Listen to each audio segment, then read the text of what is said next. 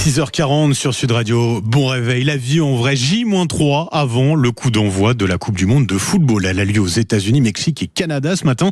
Nous sommes avec un chanceux, un supporter des Bleus qui aura la chance en l'occurrence d'assister aux 3 matchs de poule de l'équipe de France. Bonjour Franck Cornu. Bonjour. Et bienvenue sur Sud Radio. Vous faites partie du groupe de supporters des Bleus section Maubeuge. C'est une des 11 associations de supporters reconnues par la Fédération française de football. Comment vous vous sentez, Franck, à l'approche de ce mondial? Ça y est, l'excitation commence à monter. Ah oui, totalement. On est dans la dernière ligne droite avant le départ. Donc on règle les derniers préparatifs, des sorties sur place, les métros. Mais on a hâte. Ça fait 6 mois qu'on travaille dessus, donc là ça y est, on est dans la dernière ligne droite, donc ça y est, ça approche. Dernière ligne droite, le grand départ, c'est pour quand, Franck, là? Dimanche. Oui, ça va venir vite. La valise, elle est déjà prête ou pas déjà? Non, les vêtements ont commencé à être préparés, mais je pense qu'on la fera vendredi. Ouais, c'est quoi la panoplie d'ailleurs du parfait supporter? Le maillot, on va plus loin ou pas? Moi personnellement, je n'ai que le maillot et j'ai une veste de la section Maubeuge pour partir. Le reste, c'est les maillots que j'ai eu au match et les maillots achetés en magasin. Donc ça veut dire que vous y allez avec plusieurs maillots aux États-Unis, Franck? Oui, 4 maillots. 4 maillots, 2 que Benjamin Pavard m'a offert directement au match et 2 que j'ai achetés. C'est-à-dire que vous connaissez bien les joueurs d'ailleurs. Alors ceux qui nous suivent, notamment sur sudradio.fr, on vous voit en photo avec Didier Deschamps. C'est-à-dire que vous connaissez bien en fait l'équipe, le staff, les joueurs? À force de les voir, ouais, c'est vrai qu'ils nous reconnaissent un peu. Mais après la photo avec Didier, c'était en Azerbaïdjan et vu qu'on était très peu, il nous avait invités à l'entraînement la veille de match. Vous avez fait le déplacement jusqu'en Azerbaïdjan et pourtant là c'est votre première Coupe du Monde à laquelle vous assistez? Oui, c'est la première Coupe du Monde. Je suis l'équipe de France depuis 2010, mais c'est vrai que pour des raisons professionnelles à l'époque, je ne pouvais pas me déplacer comme aujourd'hui. Donc j'ai fait le dernier Euro en Allemagne. Mais à l'époque, pour une première Coupe du Monde, je ne voulais pas aller au Qatar. Mais là, le rêve américain. Le rêve américain.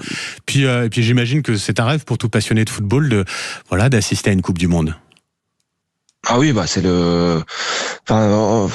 même si j'ai fait beaucoup de voyages, la Coupe du Monde, ça reste la compétition la plus belle. Donc, c'est la Coupe du Monde, c'est le mieux. Bon, je disais, vous allez assister aux 3 matchs de poule de l'équipe de France. Le Sénégal, ce sera mardi 16 juin. L'Irak, le lundi 22 juin. La Norvège, ce sera le vendredi 26 juin. On a beaucoup parlé des prix des billets. Ça fait polémique.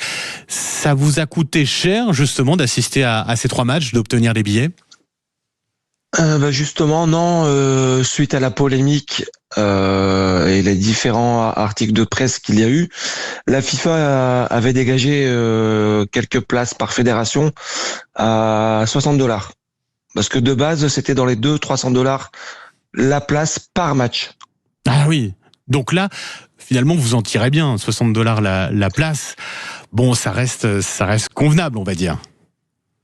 Oui, comparé au prix de départ, $60, on va dire, c'est raisonnable. Ouais. Mais c'est vrai que $300 par match, moi je vais faire 3 matchs plus la finale, si on y va. Ça faisait quand même déjà un sacré budget que pour les places, oui. Vous dites la finale si on y va, c'est-à-dire si les Bleus sont qualifiés, vous prolongez votre séjour américain pour voir cette finale? Je repars après le premier tour. D'accord. Et si j'ai la place pour la finale, seulement si on y va.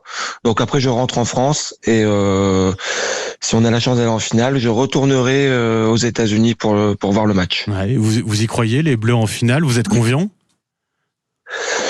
Vu l'équipe qu'on a, on ne peut que être confiant, mais après, il y a la réalité du terrain. On l'a déjà vu dans des compétitions précédentes. Chaque équipe va jouer sa chance. Donc après, on a un groupe très relevé quand même. Le Sénégal, Si, le Sénégal. Ouais, Sénégal. Le Irak Sénégal, et la Norvège. Ouais, la Norvège, c'est costaud. Hein. Ouais. Donc, Avec Haaland, effectivement, un des meilleurs joueurs au monde, des meilleurs attaquants aujourd'hui. Ça veut dire que même pour cette phase de poule, vous n'êtes pas rassuré à 100%, quoi. Je suis rassuré parce qu'on a quand même, logiquement, on a l'équipe pour, hein, mais je pense aussi qu'il y a toute la fatigue des joueurs. Tous nos joueurs jouent dans des grands clubs, jouent la Ligue des Champions. Certains ont joué la Coupe du Monde des clubs l'été dernier. Je pense qu'il y a quand même certains qui vont avoir une fatigue accumulée, mais bon, on a aussi les remplaçants. On l'a vu contre la Colombie, l'équipe bis a battu la Colombie facilement. Logiquement, à moins d'une catastrophe, on devrait quand même savoir passer les poules normalement. Et je pense qu'on peut viser au moins les demi-finales, voire plus. Après, on espère. Ouais, toujours un peu de stress en tout cas quand on est supporter, on l'entend. Même s'il y a une certaine confiance, on ne sait jamais quoi. Il y a toujours un petit doute. En tout cas, merci d'avoir été avec nous ce matin sur Sud Radio. Merci d'avoir été avec nous pour parler de ce grand départ vers les États-Unis. Ce sera dimanche prochain. Franck Cornu, donc supporter des Bleus, vous assisterez aux 3 matchs de poule de l'équipe de France face au Sénégal, l'Irak et puis la Norvège, en espérant d'avoir les Bleus en finale. Là, vous irez de nouveau aux États-Unis pour y assister. Merci Franck, je vous souhaite une très belle journée et puis bonne Coupe du Monde.